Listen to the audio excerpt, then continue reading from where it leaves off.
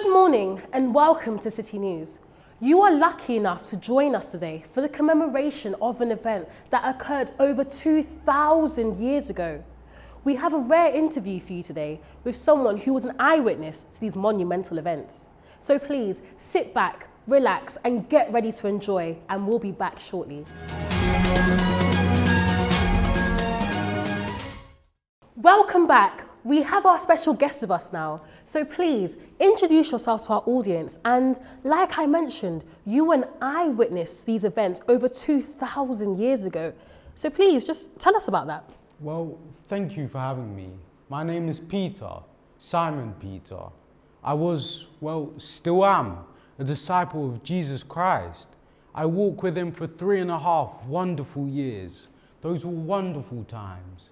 He taught us about the kingdom of God and our relationship with it. He taught us how to love God and one another. He taught us to pray.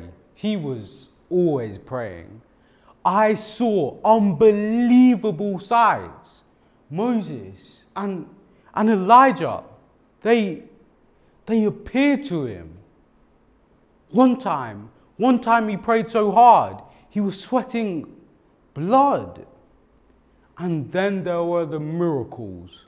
Water into wine, 2 fish and 5 loaves to feed 5,000 people, not including the women and children.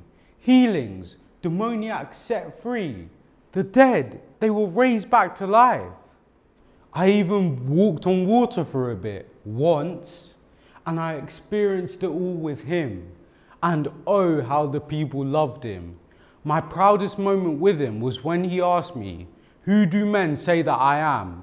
And by inspiration, by sheer inspiration, I told him, "You are the Christ." Wow, it sounds like you've had quite the journey with him. I have to know, how did it all end? Well, he told us about how he would be betrayed and how he would be handed over to the authorities and how he would suffer and how they'd put him to death. I told him to stop talking that nonsense, of course. But then he told me off. "Get thee behind me, Satan." That hurt. That really hurt. I was only trying to help. Well, anyhow, it all came to a head when one of us, Judas, poor soul, Judas sold him to the authorities for 20 pieces of silver. They came and they took him and they beat him and they tried him falsely. And I'm afraid I was no longer an eyewitness at this point.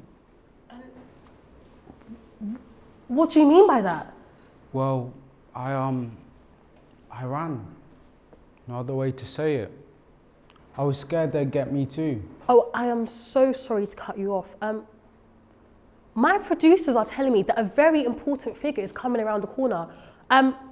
Let's take a quick break. We'll get him prepped and we'll be right back.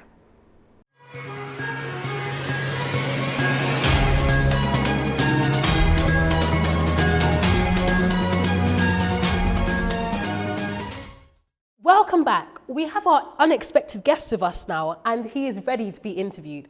So what is this all about? It's about Jesus Christ and the events of over 2,000 years ago.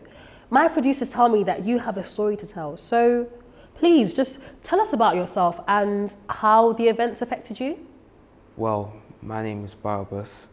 I was a thief, I was a murderer, I was a criminal. Me and some band of boys, we operated the Jerusalem to Jericho route. We raped women, we beat them, we robbed them, we even killed some. The Jews were terrified of us, and the Romans hated us even more. We evaded capture for so long until this fateful day when we finally got caught. I can't even tell you how it happened. Me and 2 other boys. 2 other boys? Whatever happened to the two other boys? Oh, they were crucified. So, in that case, how did you come about meeting Jesus? Well, I didn't exactly meet him. I was cooling off in a prison yard, and I was on death row. I was going to die after the Romans planned on doing whatever they planned on doing. And there I was in the prison yard, and all of a sudden, the crowd started chanting my name. Barabbas, Barabbas, Barabbas. A soldier comes and gets me, and he takes me to the courtyard of the Roman governor, Pontius Pilate, or Pompous Pilate, as I like to call him. And there was the most pitiful sight I had ever seen.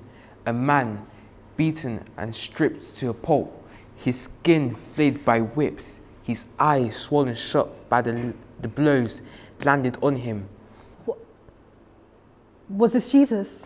Yes, I found out later it was. I was set free. The people had been asking for me to be set free and for him to be crucified. I was the bad guy. I heard about Jesus. Jesus was the good guy, but yet they wanted me to be set free and for him to be crucified. So despite everything you did, you were free. What happened next? Did you run for it? No. Remember those two boys of mine? They were to be crucified alongside Jesus. I stood and watched the execution.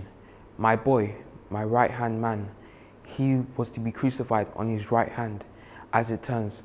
And Jesus says to him, "Today you will join me in paradise." That boy was my protege. He raped, he murdered, he robbed. How could one like him enter paradise? That's when I realized I need to change. I see what I need to do. I need to get into paradise. Thank you so much, Barabbas, for joining us today for this interview, especially at such short notice. I'm sure everybody in the studio can agree that it's been a pleasure having you today. Thank you very much for having me. Is that Peter? Barabbas?